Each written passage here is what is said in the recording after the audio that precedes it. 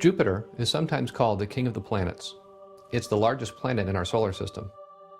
Saturn, Uranus, and Neptune are giants too. They're all much bigger than the Earth, as you can see. But Jupiter is by far the biggest. Jupiter has beautiful, intricate clouds swirling over its entire surface. It also has a famous feature called the Great Red Spot. The red spot is a huge storm system swirling on Jupiter. This has existed for about as long as we've had telescopes to look at it. So it's hundreds of years old at least. It might even have been there since Jupiter was created, for all we know. As you can see, this one storm is bigger than the entire Earth. Jupiter also has huge electrical storms on its surface. Jupiter is a violent place. Just like all the other planets, Jupiter confounds evolutionary models of our solar system. For one thing, evolution says Jupiter can't be spinning as fast as it is. The evolutionary model makes certain predictions about how fast the planets will spin. However, Jupiter exceeds those predictions. One recent article quoted an evolutionist who has studied this problem. He said, "We came to the conclusion that if you accrete planets from a uniform disk of planetesimals, prograde rotation just can't be explained. The simulated bombardment leaves a growing planet spinning once a week at most, not once a day." This is a huge problem for evolution. Jupiter is not only the biggest planet in the solar system, it's also spinning the fastest. It spins all the way around on its axis in only 10 hours. How much energy do you need to spin up a planet this big to make it go this fast? The energy is enormous, and evolutionary models can't supply it. Scientists have also been studying the chemical composition of Jupiter. We've had several space probes fly close by it lately, and the results have surprised evolutionists. Evolutionary models predicted that Jupiter would lack certain elements: argon, krypton, xenon, nitrogen, and others. But it turns out that Jupiter has lots of these elements. The results of this study were published in the scientific journal Nature. An overview of that article said, "Jupiter is the largest of all the planets, but results in Nature now reveal the embarrassing fact that we know next to nothing about how or where it formed." Also, the evolutionary model requires Jupiter to have a large core inside of it. This would have been necessary for Jupiter to form from the solar nebula billions of years ago. Unfortunately for evolution, a recent space probe measured the mass of Jupiter's core. The evolutionary model needs Jupiter to have a large core, at least 10 times the mass of our Earth. But we now know that at most, the core can only be 3 times the mass of Earth. It might even be smaller than this. In fact, the probe couldn't even confirm that Jupiter has a core at all. Jupiter does not match evolution's predictions. And even then, we're still not finished listing evolution's problems with Jupiter. Scientists have studied how a planet like Jupiter would have formed from a disk of gas and dust, and the results have been devastating for the evolutionary model. Jupiter would have needed at least 10 million years to form, and that's being generous. Some scientists say it would take even longer than that. But these scientists also acknowledge that a disk of gas and dust wouldn't have lasted around our sun for that long. Many scientists believe that such a disk would have dissipated in less than 5 million years. This means that in the evolutionary model, Jupiter would have had no time to form. So, according to evolution, Jupiter shouldn't exist at all. The more we've studied Jupiter, the more evolutionists have realized it doesn't fit into their models. One recent report said this: "Talk about a major embarrassment for planetary scientists. There, blazing away in the late evening sky, are Jupiter and Saturn, the gas giants that account for 93% of the solar system's planetary mass, and no one has a satisfying explanation of how they were made." Well, that last part isn't true. The Bible has a very satisfying explanation of how they were made. But now that evolutionists have rejected the Bible, their only explanation for these planets is lots of shoulder shrugging. Jupiter has over 60 moons. They pose problems for evolution too. Let's take a look at the 4 biggest ones.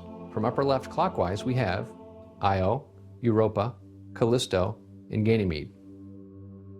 Ganymede is the largest of Jupiter's moons. It's even bigger than the planet Mercury. Ganymede has one of the most bizarre surfaces in our entire solar system. It's crisscrossed with ridges and grooved terrain, but with weird patterns streaking across it all.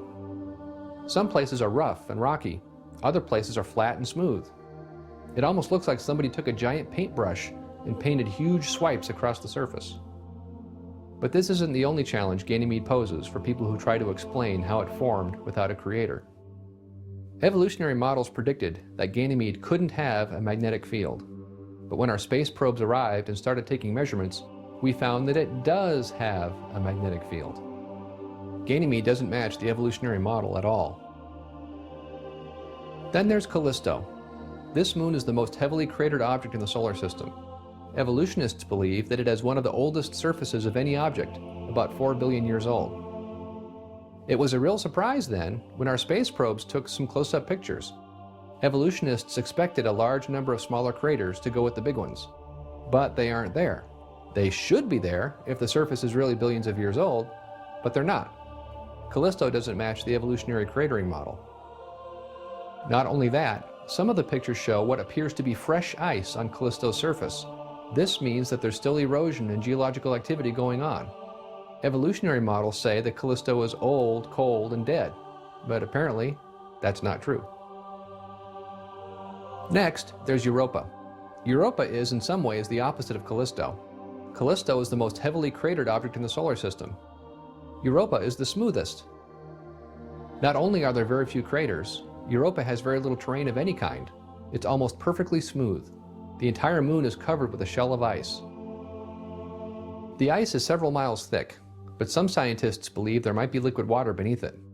And where there's water, there has to be life, right? We already talked about how ridiculous that idea is, but nevertheless, you still hear it in the news a lot.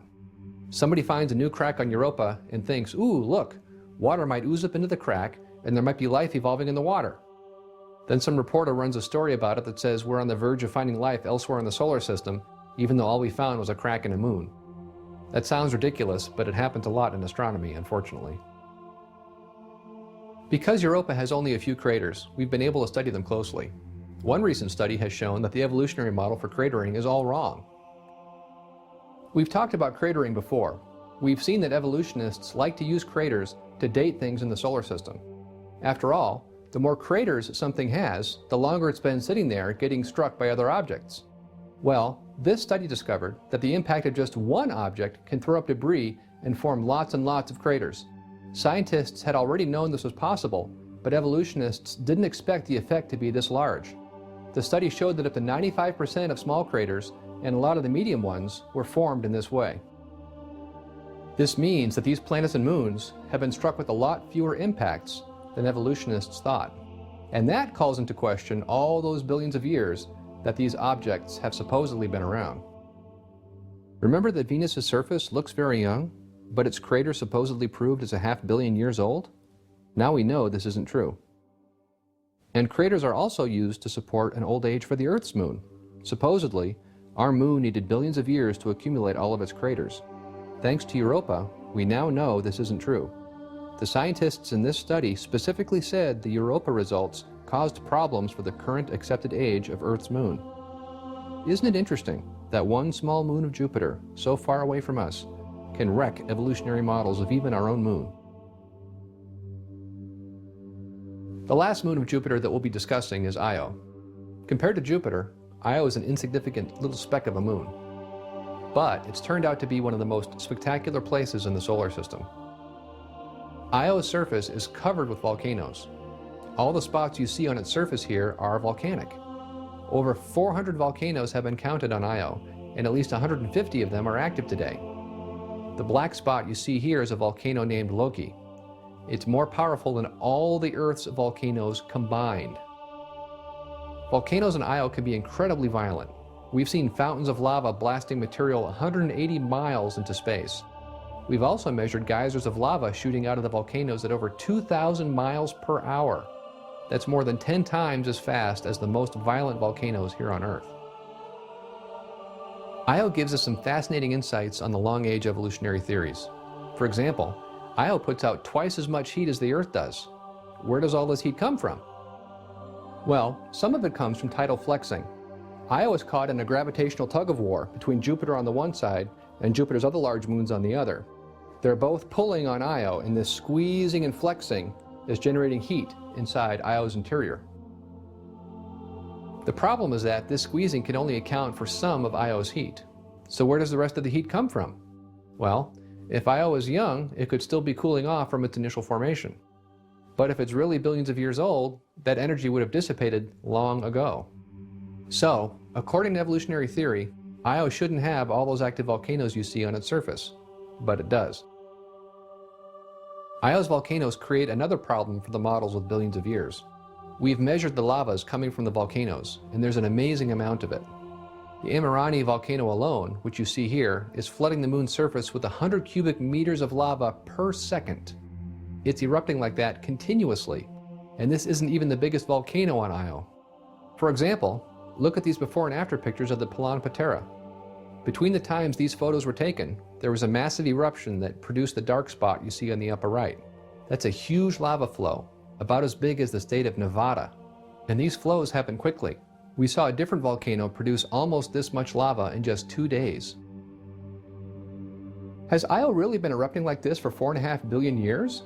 We've measured some of these flows coming out of these volcanoes, and it's a huge amount of material. If Io really was 4.5 billion years old, it would have recycled itself through its own volcanoes over 30 times. Surely Io can't be billions of years old. And there's another problem too. We've studied volcanoes on Earth, and the lavas here reach amazing temperatures, 2,000 degrees Fahrenheit. At least these temperatures seemed amazing until we examined Io. Evolutionists were flabbergasted with the discovery that some of the lavas on Io are almost 1,000 degrees hotter than Earth lavas. They're also very dense. So here's the problem for evolution. If Io really was billions of years old, these temperatures and densities wouldn't be possible. After the first few million years, Io should have formed a low-density crust, after all the higher density material sank down to the inside. But there are still high-density materials on the surface. Forget about billions of years. Io apparently isn't even millions of years old.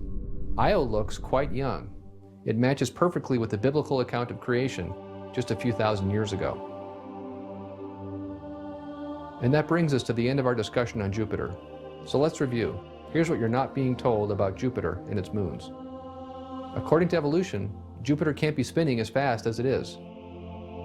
According to evolution, Jupiter can't be made up of the material it's made up of. According to evolution, there wasn't enough time for Jupiter to even form. Ganymede shouldn't have a magnetic field, but it does. Callisto shouldn't be geologically active, but it is. Europa shows that long-age crater counting methods are wrong, and Io looks very young. Evolutionary models fail utterly to explain Jupiter. That's why evolutionists make complaints like this one. Building Jupiter has long been a problem for theorists. Or this one. I don't think the existence of Jupiter would be predicted if it weren't observed. So why do they still cling to a broken model? Because when you reject the truth, you have to accept a lie. Pity the poor evolutionist who is so committed to a bankrupt theory that he can't see the hand of his creator in this majestic planet.